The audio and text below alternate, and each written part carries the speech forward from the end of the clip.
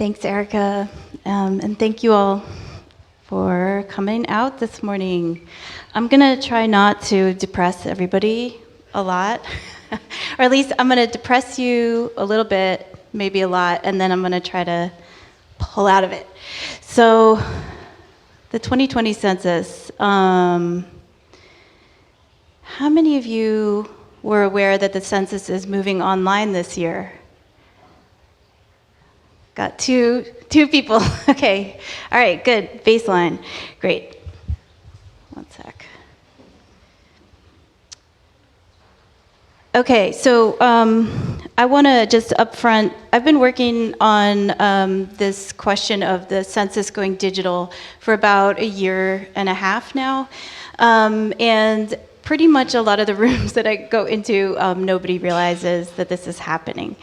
And that is a big problem because the challenges of transitioning to a digital census are huge. And in the year and a half that I've been working on this, I just want to acknowledge some of the folks that have been working with me on it, primarily Holly Dowell, Megan McDermott, and some folks who did a digital risk assessment for this work, Nasma Ahmed, Sarah Ayoun, Dhruv Mehrotra, Sam Levine, Norman Shamus, Becca Ricks, and also Luce Lincoln, Hannah Sun, Slammer, Musada, and Kyla Massey. It takes many people to try to deal with an issue as big as this. So yeah, the census is moving online in 2020. And that is a huge, big deal. So this is just a sort of typical comment from the New York Times. People are like, what? What part of the census is going to be digital? So many things can go wrong online. The census has never been done online.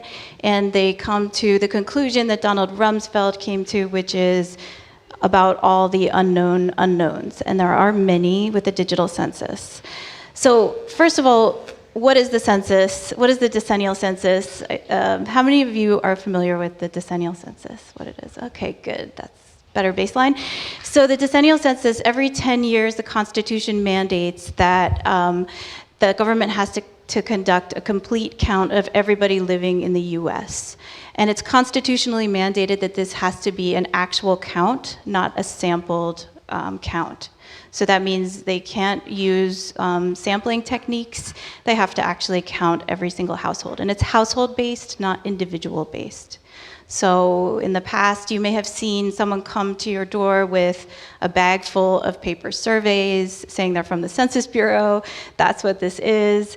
It happens every 10 years, and it is the largest peacetime mobilization that we have as a country. Census data serves as infrastructure, as the digital infrastructure, or sorry, the information infrastructure that that undergirds every operation of government that we have. So all spending on parks, schools, libraries, roads, everything. It's almost $900 billion worth of spending that is allocated based on census numbers. And then all of our federal, state, and local representation. So how they draw districts, voting districts, representative districts, is all determined by census. And this is a massive information infrastructure. So many ginormous databases and platforms. American Fact Finder, how many of you have actually struggled with American Fact Finder? It is not a friendly interface. And that's where you find all of this massive data infrastructure. So the census also, it also serves as social infrastructure. So the process of conducting a census, what has happened every 10 years for as long as our country's been around, is that these complete count committees sort of spring up, kind of like cicadas. Every 10 years they emerge. Complete count committees are these kind of like civil groups that could be, your borough complete count committee, that would be business leaders, local representatives, et cetera. Or it could be libraries have a complete count committee, or it could be your county, it could be your town. So these are just sort of these civic groups that emerge. So it serves as social infrastructure. There's kind of like a historical memory of complete count committees that are trying to get out the count, make sure their communities get represented. And this time, because the census is digital and it's going to be on the internet, it's also network and systems infrastructure. So all of the ISPs and networks that create the internet are now the infrastructure that is going to inform the census. So why does this matter? If the census moves online, because the census is moving online, that means that 80% of households in the US will be asked to go online and fill in a questionnaire. 80%. However, according to Pew, 35% of adults in the US who are mostly non-white, not wealthy, don't have broadband at home. So optimizing for digital participation really means that what we're going to do is overrepresent affluent people in the census. In the past, the people that have been overrepresented in the census tend to be people who have more than one home as a baseline. So now we're going to sort of double down on that, and that's how we're going to determine all federal funding and redistricting. So our voting infrastructure as well. So when we learned that the census was going digital, we were really concerned at the Digital Equity Lab about the equity implications, because the digital divide mirrors other inequities in our culture, in our society. And then we read the operational plan. Think about massive digitization, like massive transitions to digital processes in government. Do you guys remember an example of that in recent history? Anybody? Healthcare.gov. Okay, so what happened when healthcare.gov rolled out? Does anybody remember that? Do you guys remember? Yeah, what happened? It was a disaster, and private citizens took it over and did a better job. Yeah, so that's why the Obama administration created 18F and the what's it called, the Digital Services Office, because basically digitization of healthcare was a massive failure. There were it wasn't a denial of service attack, but everything sort of crashed. There was way more traffic than they anticipated. The systems weren't ready for it. So what we have with Census is, first of all, a system that's optimized for online self-response, which will overrepresent people with internet access. We have canvassers. Instead of carrying paper forms this time, they're gonna carry iPhones, and that's how they're gonna knock on your door and be like, I'm here to collect some data from the government with the device. And then the labor force of canvassers will actually be automated. It'll be managed by automated systems via sort of app on the phones. They're going to only cover a quarter of the territory that they covered in 2010, which also means there will be a lot of imputation, which is sort of the workaround. If you can't officially sample, you impute. And so what they're doing is building a machine learning database that's going to take all this administrative data from every municipality in the US and basically feed it into a machine learning system that'll say, well, this block looks like this in terms of household composition, so this similar block will probably look the same. So that's imputation. It's not sampling. And then the response follow-up system will also be determined by that machine learning database. So who they canvass, who they send a paper form to down the line if they don't respond. And they're also using, so you guys remember what happened with the citizenship question on the census? Anybody want to, what happened? What was the citizenship question? Anybody remember? No? Really? Ingrid.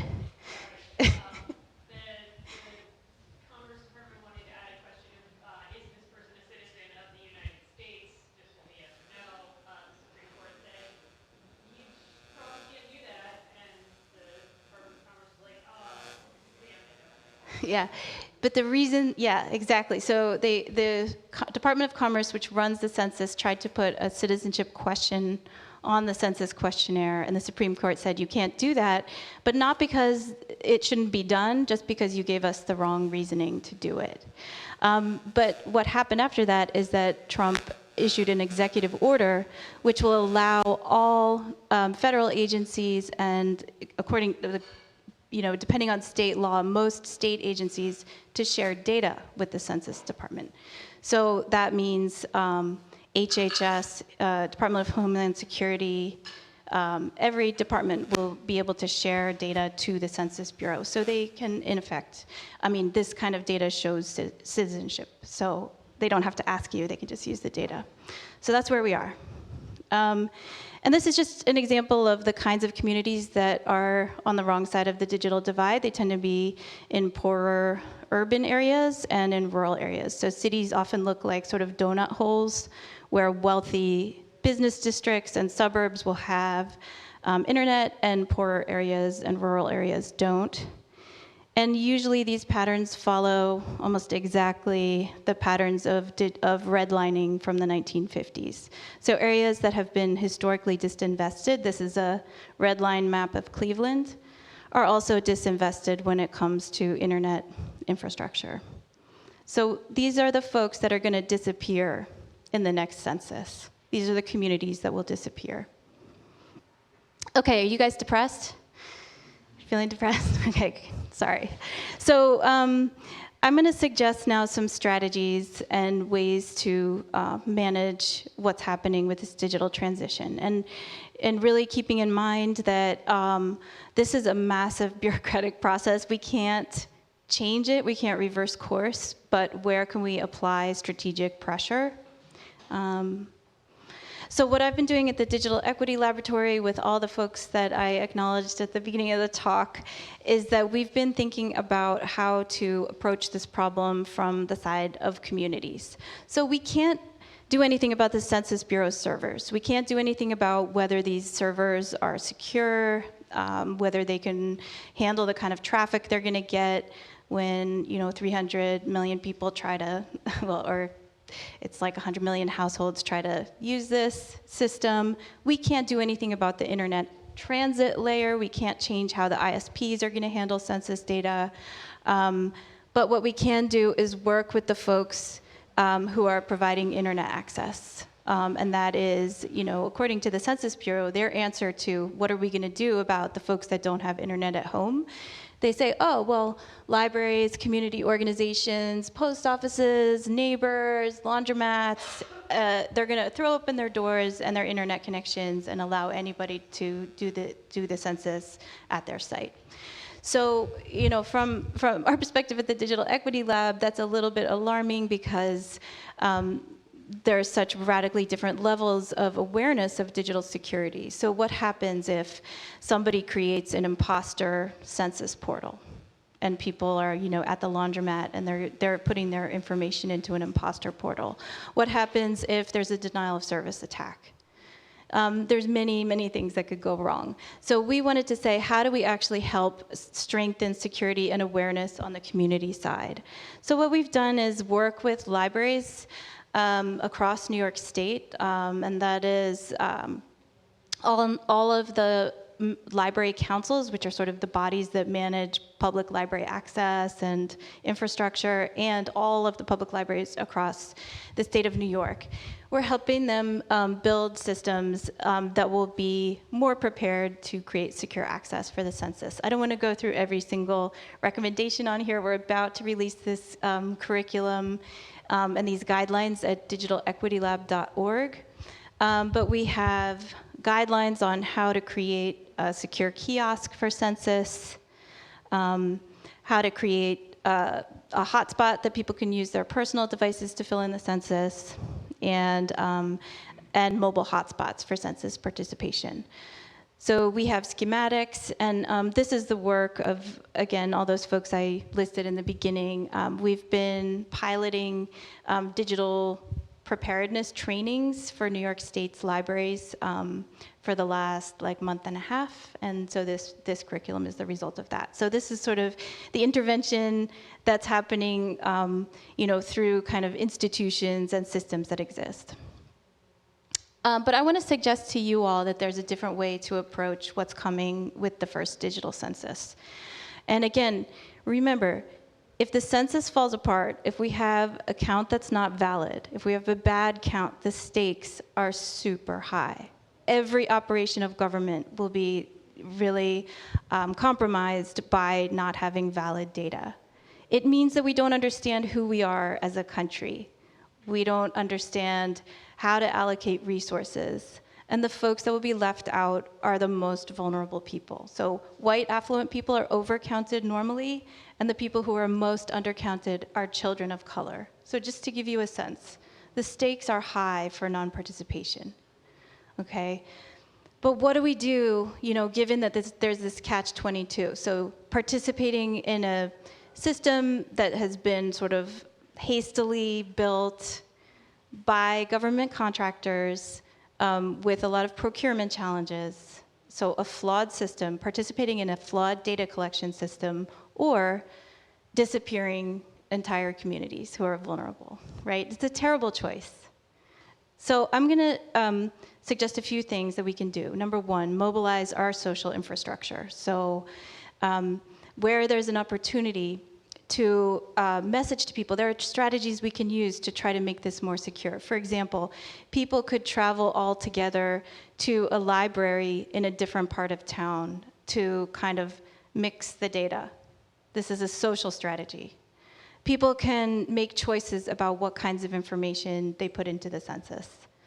And there's always the risk, you can't do anything that will, that you can't advise people to fill in information that's not correct or true. But there are ways to make things more secure by, for example, just picking and choosing where you fill in the information, and then for institutions to safeguard that information by creating social policies in their spaces. The other thing we can do is, number two, build civic and social knowledge and data infrastructure. So I want to shout out Sam Levine, who came up with the awesome idea of actually doing like sort of sample control groups. So he said, what if we actually did a paper-based census in a few pinpointed spots around the city? We could, as a community, we could say, we're going to keep our data in escrow. So we'll fill in the census, but we're going to keep it in this database and only provide it if we can be guaranteed certain safeguards. So these are just suggestions, ideas of how to radicalize the census. If we can't rely on, I think our last best hope right now is the library systems. But if they are not able to protect this really critical digital infrastructure, then what are other ways to approach it? And then I also want to suggest that we mobilize physical infrastructure. So librarians are already preparing for the possibility that ICE could raid library sites around census time. It'll also be the height of the presidential campaign, so political tensions will be really, really high. Libraries are experts in know your rights training and creating safe spaces, but we can do that work anywhere. So just having awareness of the kinds of contingencies that could come along with a really tense political atmosphere, and again, this massive and flawed data collection process that's underway.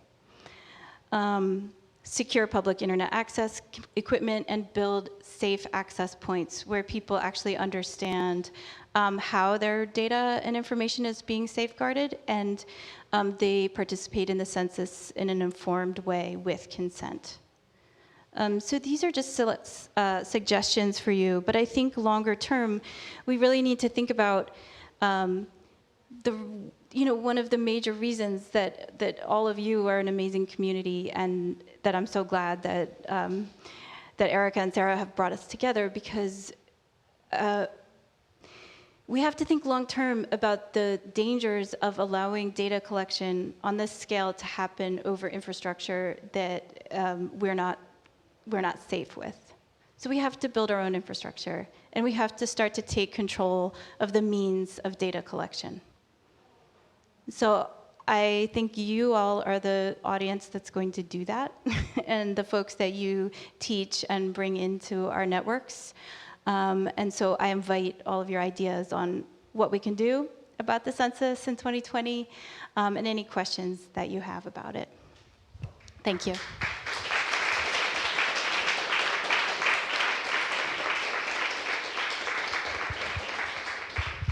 So we'd like to open up Q&A. Can I pass the mic to anyone? Any questions, comments? Yes.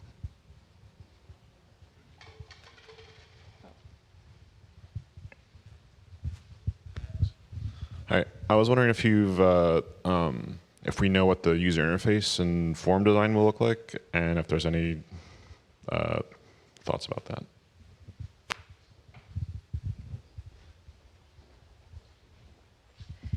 No. So what is happening? Okay, so what happened was that because of the government shutdown, the procurement process for all the contracts to build the IT infrastructure for census got stuck. And so many of the systems are not ready yet. And some of them, so there was only one field test of census technology, and that was in 2018 before many of the systems were built. And now the GAO, the Government Accountability Office, has over 500 flags on the census of things that need to be fixed in cybersecurity and IT, and the number of flags is only going up, not down. So the systems are not done. We don't know how a lot of them will work, if a lot of them will work well. And as far as the user interface, they're saying they're not actually going to release that until March, which is when the count begins.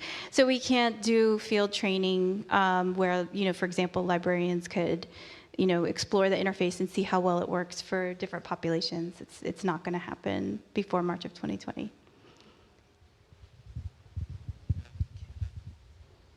I'm going to go back there. I think I saw your hand. Hi. I think this is such a great example of how community tech and science groups are forced to pick up the slack. The government should be funding this or doing this. And I was just wondering if you could reflect a little bit on that point. And it seems, though, that community-based tech does it better.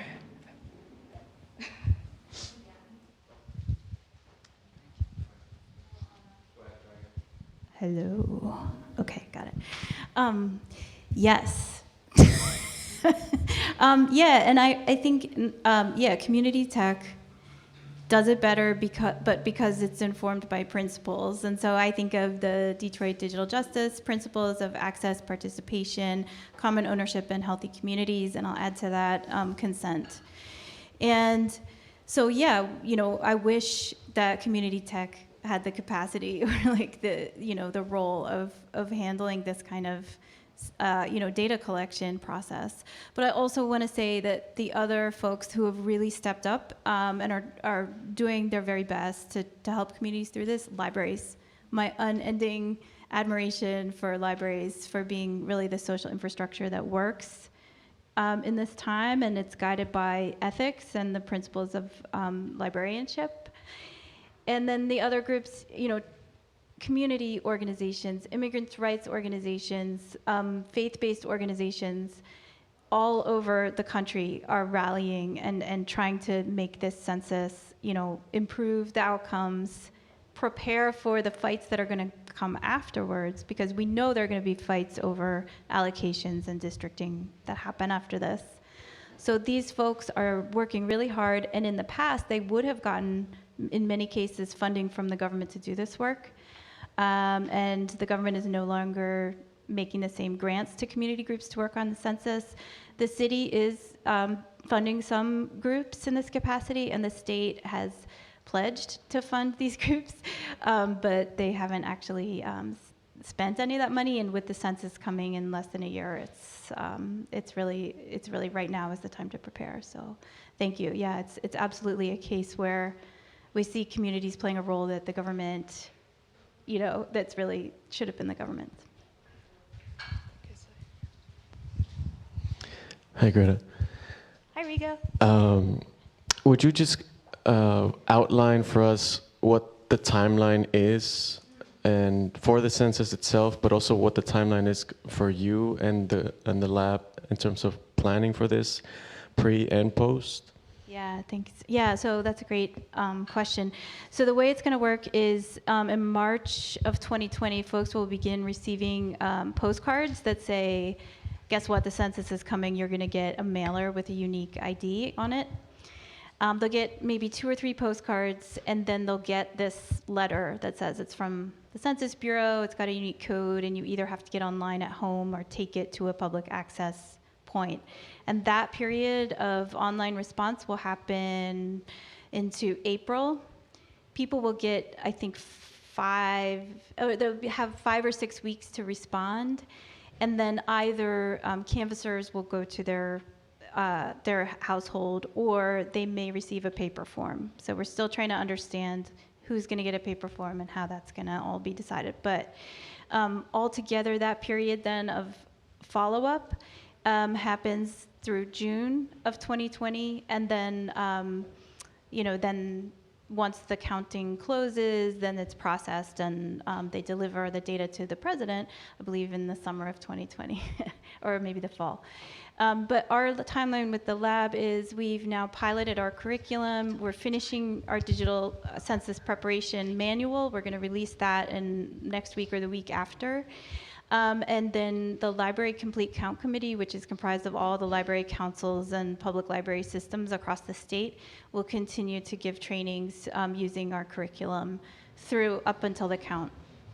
And then, at the same time, we're working with the libraries to develop a documentation system. So we want to make sure that they are keeping track of things that go wrong, sort of what happens at their sites.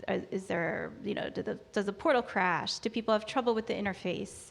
Like, we want to have all of that documented so that when the fights inevitably happen in 2021, that we have an evidence base that says these are the things that went wrong, and these are the ways that the count could be flawed. I think I saw. Hi. So you're working with libraries, and you know where the places are going to be where people are most likely to be undercounted. Do you feel like at this point you have information to know that adequate attention's being paid, or are there gaps, or are there places that libraries aren't going to cover? I guess the question is, do we know what we might not know? No, there are many unknown unknowns. There are known unknowns and unknown unknowns. There's both. So we also have a living FAQ where every time we have a collection of questions, we submit them to the Census Bureau and try to get answers. We're trying to keep that updated.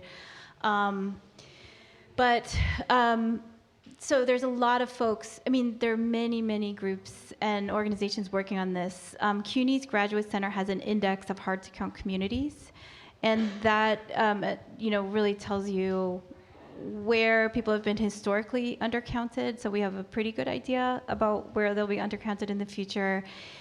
Although the digital transition changes that picture a little bit, and there's some of that in the index. Then there's New York Counts 2020, which is a statewide campaign working on this. The city has an office that's just dedicated to census. There is a complete count commission at the state level that just released recommendations. So there's so many efforts happening all at once, and this is where it's really a piece of social infrastructure on top of everything else. But we can, from the point of view of the Digital Equity Lab, we have put something out in the world that we hope folks can take up and use for themselves, which is a free and open source curriculum for census preparedness. And sort of beyond that, it's not our role, and we don't have the capacity to make sure that every hard to count community is counted. All we can do is put useful things into the world. We hope useful. So that's our strategy. And putting it in the hands of libraries, there's a library in urban areas. I think it's within 1 mile of every household, and in more rural areas, it's about within 5 miles, because libraries are distributed, spatially. They're not just in population centers. So we really hope that the libraries are the best hope for people to be able to get online. But yeah, there's so many people working on this. Do we have time for? Okay, one more question, please. Thank you for this work and the focus on this piece of public infrastructure. What legal means does the government have to compel participation, because it's required by law? Yeah, so the law says that you can be fined or even get a jail sentence for mistreating census information. As far as, you're sort of told that, okay, I'll back up on that. You're sort of told like you have to by law participate in census, but there's not, in my knowledge, there hasn't been a case of anybody being punished for not participating. The sort of, if you don't participate at scale, if your community doesn't participate, then you lose representation and funding and all of that. So that's, it's sort of a commons problem, or if where, what is it called? Yeah, I'm not thinking of the right term, but where your community suffers if people are worried. On the other hand, the choice to participate, it may be risky for some people. So again, that's, that catch-22 problem. Title 13 is the part of the US code that protects the confidentiality of census data, and it was put in place after census data on Japanese residents was misused in World War II. And so Title 13 is the law that says, for example, that law enforcement is not allowed to use census data. So I talked about data collection from federal agencies for census. That data collection is all one direction. So the Census Bureau will get data from DHS, but they can't give data to DHS. And the data is not supposed to be used for law enforcement purposes ever. So that's Title 13. Title 13 also says, though, that like if you're a librarian and somebody comes in to your site and they don't know how to use a mouse or a drop-down menu, you can't like touch the computer because then you're assuming liability for their data. So Title 13, on the one hand, it protects us. On the other hand, it may make liability questions really complicated. And then there's a question of Title 13 enforcement.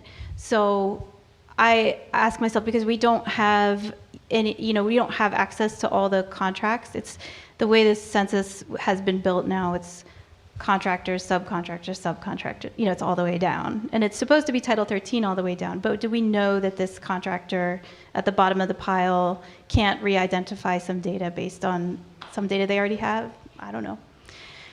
Yeah. And there's a lot of pressure to not speak about these things because we want people to participate.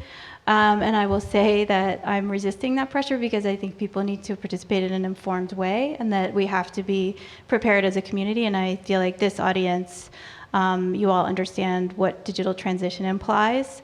And if anybody's going to develop complex and purpose-built solutions or interventions here, it's going to be folks like you all. Thank you.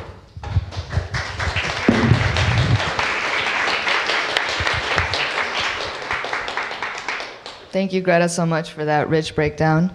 We're going to get ready for our next talk, so just give us a couple moments, but stay tuned. Thank you.